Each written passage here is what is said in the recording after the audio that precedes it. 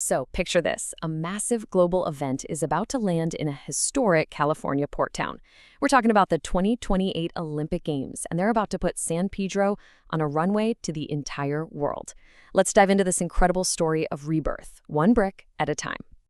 And look, that's not just some nice, hopeful thought. That's a promise, right there, from LA Mayor Karen Bass. When the eyes of the world turn to the LA harbor, the stakes are going to be incredibly high. This quote really sets the stage for a moment that's been decades in the making. Okay, so let's start with the big picture here.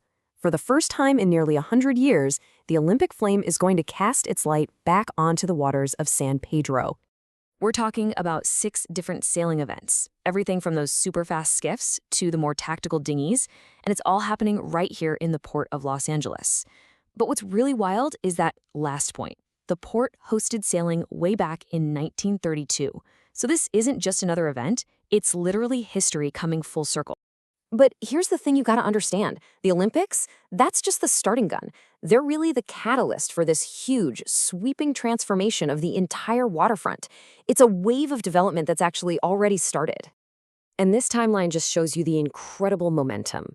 I mean, look at this. Starting in 2026, the new West Harbor development starts to open up. A year later, in 2027, the visitor center for the historic battleship Iowa is finished.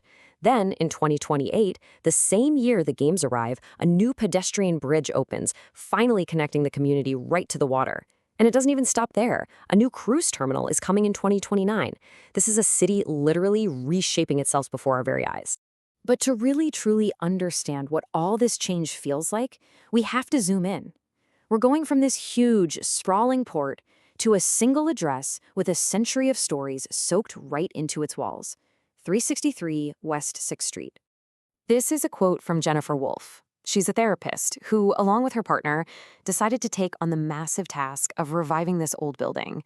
And with this one line, she just perfectly captures the soul of the project. You see, it wasn't a real estate deal. For her, it was an act of healing. And wow, that patient had lived quite a life. It was born back in 1922 as a brand new JCPenney department store.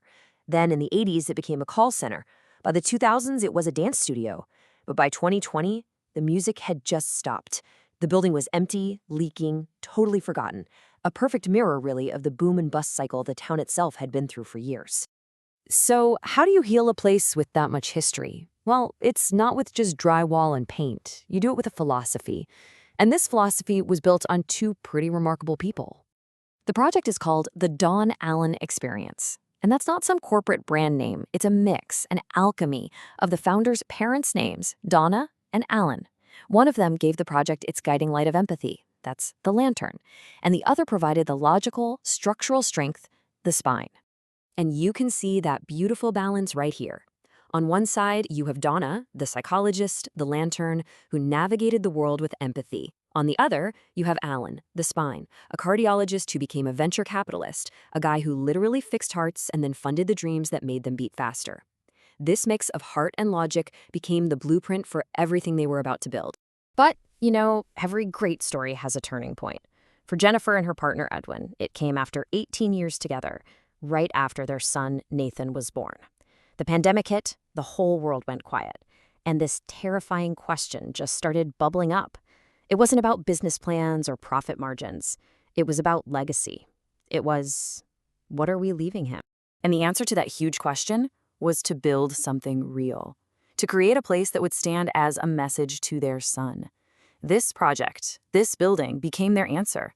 A phoenix rising from the dust, designed specifically to give new voices a place where they could finally be heard. And that mission was definitely tested. I mean, during demolition, budgets were exploding, spirits were failing, and Jennifer was actually ready to sell the whole thing. And in that moment of total despair, her young son Nathan just zips past on his scooter, pats a scarred-up wall, and says, "It's okay, Mommy, I'm fixing it too." That was it. That's all it took. They didn't quit, they picked up the sledgehammers and got back to work. Now, deep in the basement of this building is its beating heart, Voxel Micro Video Labs. And the name itself is this incredible tribute. Decades ago, Jennifer's father, Alan, the spine, founded a medical imaging company called Voxel. It ultimately failed, but he always believed that failure was just a rough draft of success. So naming the studio Voxel is all about honoring that incredible resilience. And Voxel's mission brings us right back to the beginning, to the Olympics. With that global spotlight about to hit San Pedro, this place is designed to be a content bunker.